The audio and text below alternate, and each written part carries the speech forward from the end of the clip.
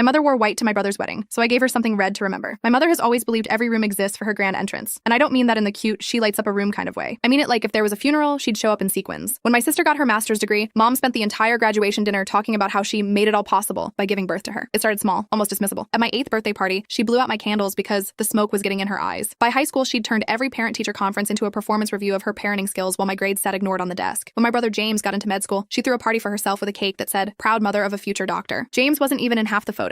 We learned to work around her like she was bad weather. My sister started having 2 parties. James stopped sharing good news until after it happened, and I just went quiet. We thought we had her figured out until James met Sarah, this sweet kindergarten teacher who somehow saw the best in everyone, even my mother. They dated for 7 years while Mom tried everything to break them up because Sarah wasn't good enough for her baby boy. She crashed their date nights claiming emergencies and told Sarah's parents that James was exploring his options. When they got engaged, she wore black to the announcement dinner, telling everyone she was in mourning for her son's freedom. And then she pulled her biggest stunt yet, the wedding. James had begged her to behave and bought her a beautiful navy blue dress. The morning of the ceremony, she agreed to wear it, and we all felt so relieved, but we should have known better. I was helping James with his cufflinks when I heard gasps from the corridor, and then I saw her, my mother floating down the hallway in a full white wedding dress with a train, a veil, the works. Hers was more elaborate than Sarah's simple, elegant choice. She'd bought it in secret, hidden it at her sister's house, and had been planning this moment for months. James went pale as he processed what was happening. 7 years of Sarah's patience, thousands in deposits, 200 guests waiting, and our mother had turned it into her show. She brushed past us, adjusting her veil with practiced nonchalance. "Oh, this old thing? I just thought it would be nice to feel included." That's when it clicked. Watching my brother's shoulders slump as he texted Sarah not to come out yet, I realized I could either let her ruin this day or make her the center of attention in a way she'd never forget. I grabbed the largest glass of red wine I could find from the reception setup and asked the bartender to fill it to the brim. Then I made my approach, cutting through the crowd of whispering relatives, calculating the angle like I was lining up a pool shot. She was holding court near the altar, surrounded by horrified aunts, spinning some story about how traditions are meant to be challenged. I walked up, turned to gesture at something behind her, and executed the most perfectly choreographed accident of my life. The wine hit her dress like abstract art, a massive crimson splash across the pristine white that spread fast through the fabric. The veil turned pink. The train looked like a crime scene. I dropped to my knees immediately, groveling and sobbing about my clumsiness. "Oh God, Mom, I'm so sorry. Your beautiful dress." I even produced actual tears. Drama club finally paid off. She stood there frozen, wine dripping onto the church carpet. For the first time in my life, my mother had no words. She couldn't scream without ruining her image as the gracious mother of the groom. She couldn't cry without smearing her makeup. She just stood there, the center of attention she'd craved, looking like she'd lost a fight with a vineyard. She missed the entire ceremony driving home to change, a 4-hour round trip. By the time she returned in the appropriate navy dress, Sarah and James were married. The photos were taken, and the reception was in full swing. Every single guest had seen her humiliation. The best part came later when the maid of honor slipped me her phone showing a text that said, "Oscar-worthy performance." Then a week later, a package arrived at my apartment. It was a bottle of expensive Malbec with a note reading, "For the best wedding gift we could have asked for. S&J." Mom's been showing everyone the wedding photos for months now, sighing dramatically at each one. "Look how beautiful everything was," she'll say. And I'm not in a single professional shot because of that horrible wine incident. She tells anyone who'll listen about the tragedy of missing her only son's wedding photos, conveniently leaving out why she needed to change in the first place. She wanted to be the star of her son's wedding so badly that she missed the entire thing. But at least when people look at those photos, they see exactly what matters: a happy bride and groom on their big day.